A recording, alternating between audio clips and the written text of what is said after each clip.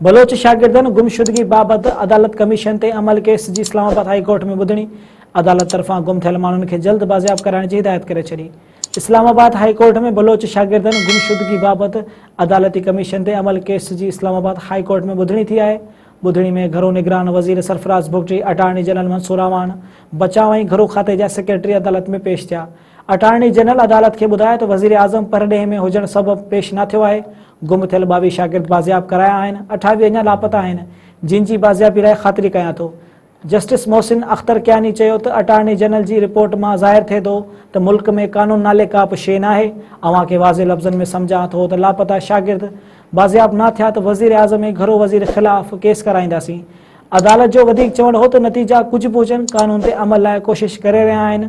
गुम थियल माण्हुनि जे कुटुंब सां मिलो, अव्हां इन्हनि खे घुराए या पाण प्रेस क्लब वञी मुलाक़ात कयो, कीअं बि करे गुम थियल माण्हुनि खे बाज़ियाब करायो वञे।